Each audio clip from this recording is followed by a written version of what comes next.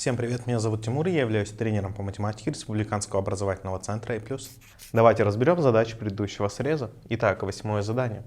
Необходимо решить. Для начала выполним действие в скобках. Необходимо привести к общему знаменателю. И этим общим знаменателем является число 120. Первую дробь домножаем на 5, получается. Вторую на 4. 5 двенадцатых пока просто перепишем. Далее минус. И здесь у нас в числителе получается 5 плюс 4. Это будет 9 в знаменателе, 120. Далее давайте первую дробь домножим на 10. Получится здесь 50, минус 9 это 41, 120. 9-е задание. Давайте выполнять действия даже не совсем по порядку, а скорее сразу все одновременно. Приведем к общему знаменателю, это 12. Здесь получается домножим на 3, здесь на 4. Чтобы не запутаться, перепишем. Далее идет 9 двенадцатых плюс 5,8 двенадцатых. Далее выполним действие отдельно с целыми частями. 3 минус 2 плюс 5 это будет 6 целых. И с дробными. 7 минус 9 плюс 8. Давайте сделаем так. 7 плюс 8 это 15, минус 9 это 6 двенадцатых. Ну или же если сократить по 6, получится 6,1/2. Далее 10-я задача. Было у нас в общем 75 метров ткани. На пошив платьев расходуется 3/5 от всего количества. Необходимо найти, сколько расходуется. То есть мы берем 3/5 от 75. То есть 75 умножаем на 3/5. Так, получается 75 умножить на 3 и разделить на 5. 75 и 5 сокращаем по 5. 5 полностью сократилось, от 75 остается 15. Далее 15 умножить на 3 это 45. То есть израсходовали 45 метров ткани. А теперь разберем задание с предыдущей домашней работы. Второе А задание. Сразу приводим к общему знаменателю, который равен 36. Здесь домножаем на 2, на 9, не домножаем на 4. Переписываем. Что получается? 9,22 минус 5,27. Далее минус 1,15 и плюс 2,28 равно. Давайте разберемся с целыми частями. 9 минус 5 минус 1 плюс 2 это будет... Так, 9 минус 5 минус 1 3, еще 2 это 5. То есть получается 5 целых. Теперь разберемся с дробными частями. 22 минус 27 минус 15 плюс 28. От 22 отнимать 27 не очень удобно, поэтому давайте вот так сложим. И это будет 50. Минус 27 это будет 23, и минус 15 это будет 8. То есть в числителе восьмерка, а в знаменателе все так же 36. Далее сокращаем по 4, получается 5,2. Теперь третье А задание. Сначала необходимо выполнить действие в скобках. Но тут в принципе просто. От двойки отнимаем единичку, будет единичка, еще минус 9 одиннадцатых, это будет 2 одиннадцатых. Далее давайте выполним вот это умножение и это деление отдельно. 3,1 приводим к неправильному виду, это будет 22 седьмых, которое умножается на то, что у нас получается в скобках, это 2 одиннадцатых. Далее деление заменяем на умножение, тем самым дробь переворачиваем. Ну а теперь можно сокращать. Итак, 11 и 22. Сокращаем по 11. 11 сокращается полностью, от 22 остается двоечка. Далее эти две двойки сокращаем с восьмеркой. То есть по сути восьмерку делим 2 раза на 2, это будет 2. Далее 21 и 7 сокращаем по 7. 7 сократилось полностью, от 21 осталось 3. В итоге что мы имеем? Мы имеем двойку, из которой мы отнимаем тот результат умножения и деления, который мы получили, то есть 3/2. 3/2, иначе говоря, это 1/2. Ну, то есть 1,5. 2 минус 1,5 будет половинка. То есть 1/2. Далее шестая задача. Автомобиль проехал 3/25 от всего пути, осталось проехать 440 километров. Необходимо найти весь путь. Итак, у нас есть весь путь. Мы до отсюда куда-то доехали. Известно, что это 3/25 от всего пути. С другой стороны, если выражать в таких числах, то весь путь это единичка. Тогда осталось проехать 22/25. И мы знаем, что 22/25 всего пути это именно 440 километров. То есть, если мы весь путь умножим на 22/25, то получим 440, а значит весь путь это будет 440. Наоборот, поделить на 22/25. Вторую дробь переворачиваем, деление заменяем на умножение. Далее 440 и 22 сокращаем по 22. 22 полностью сокращается. От 440 остается 20. 20 умножаем на 25, получается 500. То есть весь путь 500 километров. Продолжаем повторять. Теперь немножко вспомним, что у нас было в третьей четверти. А именно это было действие с десятичными дробями. Что такое вообще десятичная дробь? Ну и задачки на производительность. Немножко об условии первой задачи. Первый работник выполняет работу за 12 часов, а второй выполняет ту же самую работу за 36 часов. Необходимо найти, сколько времени им потребуется, если они работают вместе. Когда мы рассматриваем задачу на совместную работу, то мы именно складываем скорость выполнения работы. Мы знаем, что скорость это в обычном понимании расстояние поделить на время. А скорость выполнения работы это, соответственно, работа делить на время. Также это называют мощностью и производительностью. Так вот, ту работу, которую они выполняют, обозначим за единичку, то есть 1 целая работа. Тогда производительность первого это 1/12, то есть 1 делить на 12, а производительность второго 1/36. Ну и таким образом мы можем найти сумму этих производительностей. Общий знаменатель будет равен 36, первую дробь домножаем на 3, далее получается 4/36 или же 1/9.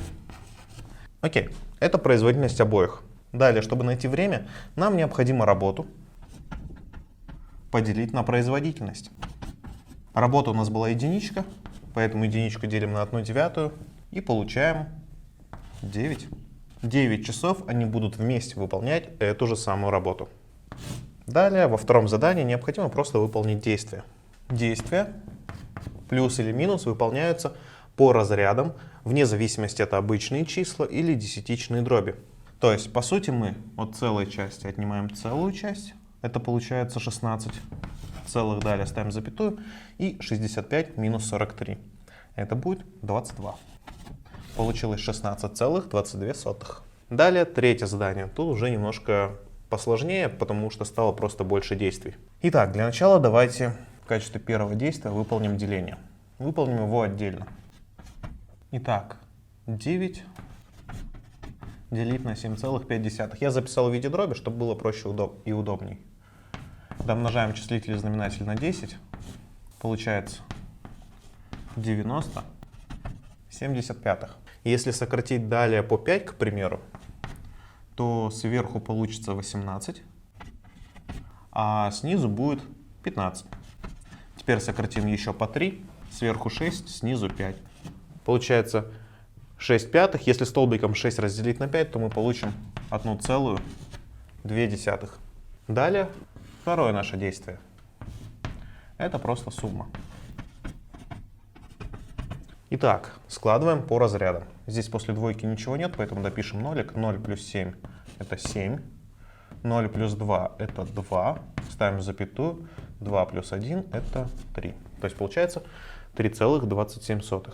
Ну и в итоге, что мы имеем? Мы имеем 3,52 минус результат, который получился в скобках, это 3,27, и плюс 4,2.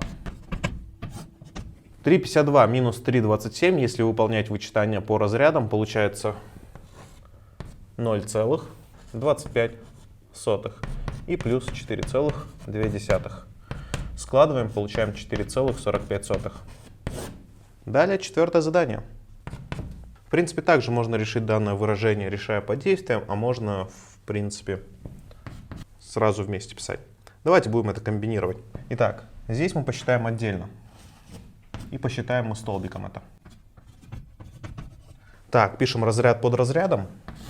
Соответственно, то есть целое под целыми, запятая под запятой, дробное под дробным. Далее необходимо отнять. Дописываем сюда нолик, от нолика пятерку отнять не можем. Занимаем здесь десяток, переносим сюда. 10 минус 5 это 5. Тут мы заняли, получается, уже единичка. 1 минус 7 отнять нельзя. Занимаем, дописываем 10. Получается 11 минус 7 это 4, запятая. Здесь уже заняли, поэтому не 9, а 8. 8 минус 3 это 5. То есть получается 5,45. Итак, 5,45, которая делится на 2,5. Далее, выполним сразу вот эту разность, потому что она как-то отдельно стоит. 0,82 минус 0,5 это будет 0,32. Далее, 5,45 необходимо разделить на 2,5.